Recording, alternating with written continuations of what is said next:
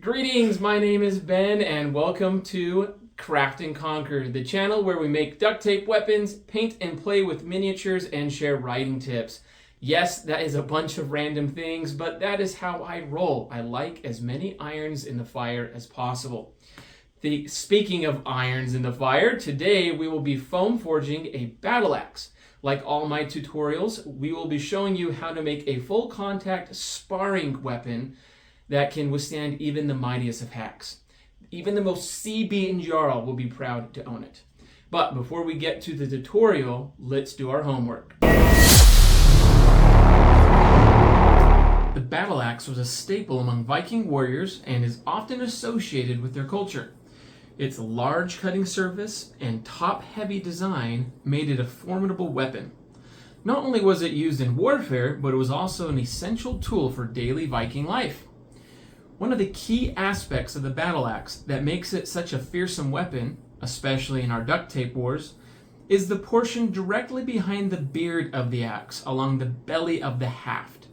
This crook of sorts can be used to hook your opponent's shield, weapon, or even body part. By trapping your opponent's weapon or body part, you can go for the kill with a secondary weapon or open a window for a fellow warrior to exploit. Because this corner is so often utilized in Duct Tape Wars, the difficulty behind crafting an axe is making sure this portion is reinforced and strong so the axe head doesn't slip off during combat or crumble with consistent use. Well, I have some ideas for that, so let's get to the table and foam forge us a battle axe. A reliable battle axe always starts with a reliable core. For this specific build, we'll be using what's called a Schedule 40 PVC pipe. My pipe's gray because I use the electrical conduit pipe. It's a tad more rigid and has UV resistant properties more than the white PVC pipe that's typically used for like plumbing and stuff. So unlike the sword though, the length of your axe core needs to be significantly longer than your overall design. That's because we'll be heating it up and bending it and making a single core that goes from the bottom of the handle all the way up into the axe head. So yeah, if you try to use a separate piece for the axe head, like maybe utilizing a T-fitting for the PVC pipe or even building a structure out of cardboard or foam in the shape of an axe head like this, it's just not strong enough. And by Odin's beard, you don't want that happening mid-battle. Let's start with the shape or the portion that will be the main structure of the axe head. The size of the structure that you'll be making just depends on the size of the axe. This particular one is kind of smallish, so we want its dimensions to reflect that. I like to create a blueprint first to give me an idea of what the final core will look like. So I do this by just taking some butcher paper and with a rough outline of what the head will look like, and then of course what the core inside will look like inside that head. You'll notice that it will kind of have the shape of a funky cane when you're done, but with that blueprint finish, you can start prepping the core. So you'll take a piece of pipe longer than what you need, you'll cut it, and you don't want it to be too long though, because you'll need to fill the entire thing up with sand. The sand allows you to heat up the pipe and bend it without losing its shape or structural integrity. So you don't want the pipe too long because that is a lot of sand.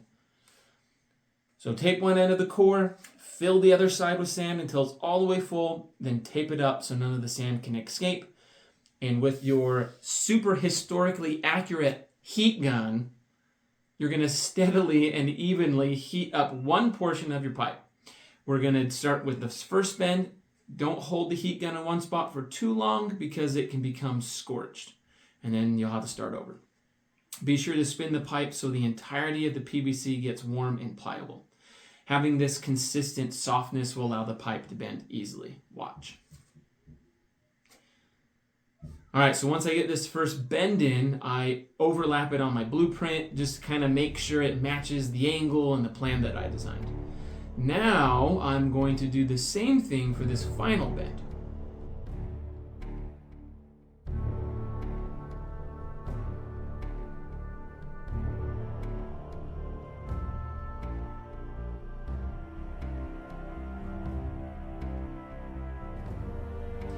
If you wish to end your project here, you can have a fancy Viking cane.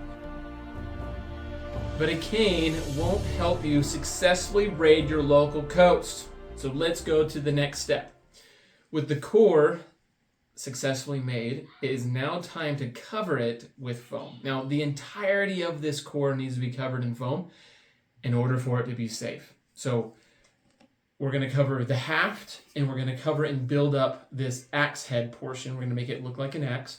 The only thing you're not going to cover with foam is where you hold it down here at the end.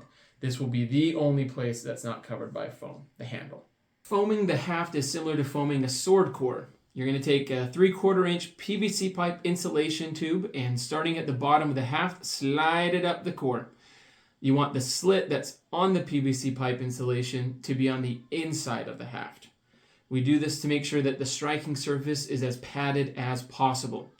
You don't want the slit to be on the outside of the curve where all the hacking will take place. When you get to the bends, just slowly work the foam up and over, bunching the foam to create excess and then inching it all the way around. Now you might get splits in your foam while you do this part, and if you do, you just gotta simply tape them as you go with like clear packing tape. When your foam is covering the entirety of your core, cut it near the bottom of the haft with enough room to have an exposed pipe for the handle. Then tape that bad boy down. We will make sure to cap the very end to keep it safe in close quarters. And historically, just so you know, very few hand axes had butt caps. But to keep it safe in Duct Tape Wars, these ones do. All right, so this first foaming done, we are now ready to build up the handle or the haft of the axe. We're going to do that by taking a half piece of PVC pipe insulation. We're gonna cut it in half lengthwise, and we're gonna put it on the inside part of our handle here, because this portion gets hit, or your opponent also can get hit by this. So to add that layer of protection and padding, we're gonna put it on that side on the inside. We don't have to put it on the entirety of the outside, since this portion usually isn't a striking surface, but to keep it safe, we're gonna put it from the top of the head about middle of the haft, and that will give us a nice axe-shaped handle and provide good protection. All right, so it's going to be taped in place like we did with the inner layer. One trick I like to use is taking a folded piece of duct tape on the inside of the insulation to help hold it down in place while you secure it to the core. This layer not only adds protection, like I've already mentioned, to accidental backswings, but it also makes the axe look more organic, because you definitely don't want to look like a twit when you're plundering or boarding your enemy's longboat. With both pieces of our PVC pipe insulation secured, you can now tape the majority of the haft with the color of your choice, and for this axe, I have chosen a nice brown color. All right, so with the axe handle done, the only thing that's left is the axe head. Now, this is the trickiest part of them all. It requires a lot of foam forging to get it just right. So you're going to use a combination of open cell foam and the PVC pipe insulation, and you're going to work with it until it fits your overall design. It's okay to have fun. It's okay to experiment. You just want the end result to match your vision. First, take a piece of PVC pipe insulation that's cut in half, and then you're going to lay it on the top of the axe head.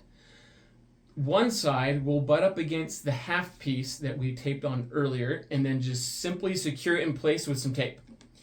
Next, you're going to take another length of PVC pipe insulation with a piece of EVA foam that's kind of put in the hollow. It's just a thin piece of EVA foam, and you put that in the hollow. This will become part of the bit of the axe head, like the main striking. Just provides that extra protection from where the impacts will happen.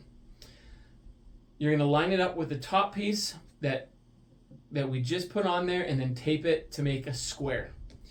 Cut any excess off, then tape it to the front of the axe head. Remove any hangover pieces. With the base foam secured to the head structure, the open cell foam comes next. This will be the main striking foam. I cut it into a long rectangle. You don't want it to be too thick, because it will make your axe look more like a maul than anything else. And by Thor's thunder, you don't want that.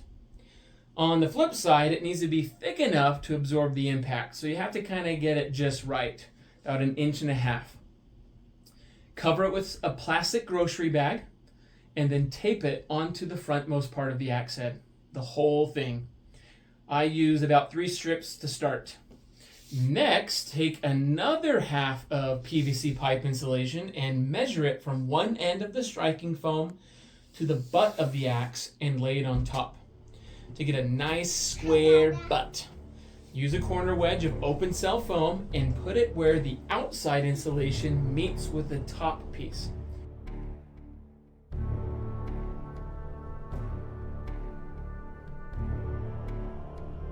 Then tape it all down. By now, the inside of the axe head might be looking a bit goofy. So use some insulation, use some open cell foam to create a nice smooth inner curve for the crook. The heel of the axe head and other parts might need some triangle wedges or squares to get it just right. Secure everything with strips of tape and then inspect. So in your inspection, you're just making sure there's no significant gaps and that none of the PVC pipe is exposed. Finish the axe by securing a butt cap. We'll use a short length of PVC pipe insulation that's capped and covered and taped to the handle.